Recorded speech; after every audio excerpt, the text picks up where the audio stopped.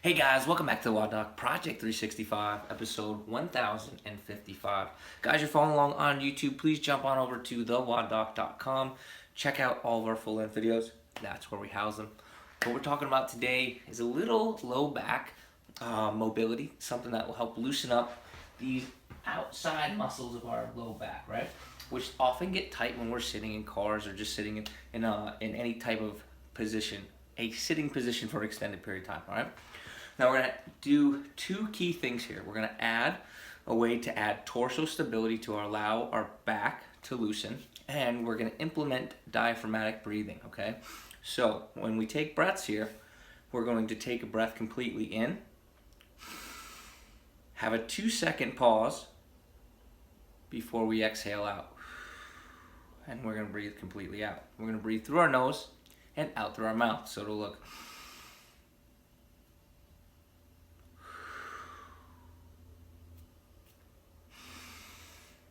each time trying to fill up our stomach, and you'll see why right here. So the first thing that you have to do is have any type of wall next to you, okay? And then you just need a little bit of floor space. You're going to position yourself perpendicular to the wall, okay? Lay flat onto the floor. What we want to be able to do here is we want to be close enough to the wall where we can get just a little bit of hand pressure. And that's going to allow us to give us a little bit of stability so when we lift our legs up like such, we could keep our torso flat against the ground rather than being in a position that looks like this, right? So we get ourselves up here, we get ourselves just a little bit of pressure into the wall, just a little bit, right? Flatten out our core to the wall. And now all I'm going to do is holding this pressure against the wall, I'm going to allow my legs to fall over as far as they can.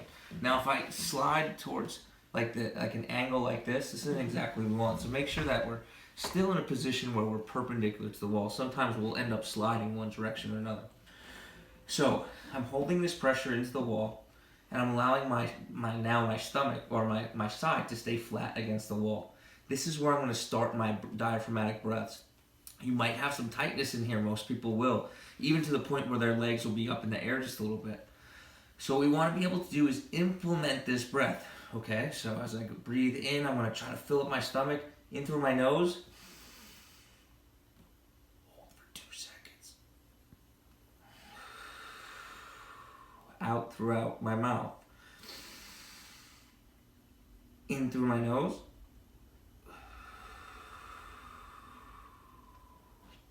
Out my mouth, right? You can see I don't hold with a lot of pressure, okay? Just enough pressure that allows me to get a little bit of inferior translation.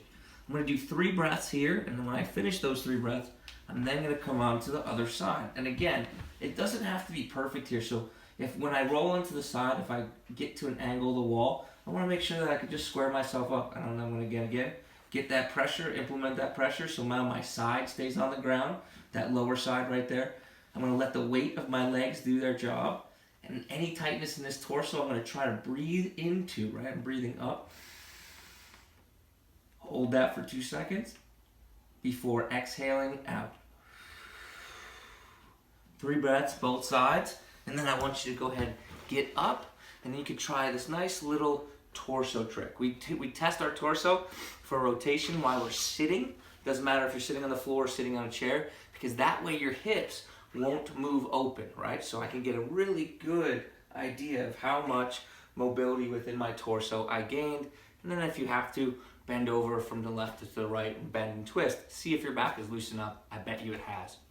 Questions, comments, please post them below. And until tomorrow, we are optimizing function to optimize performance.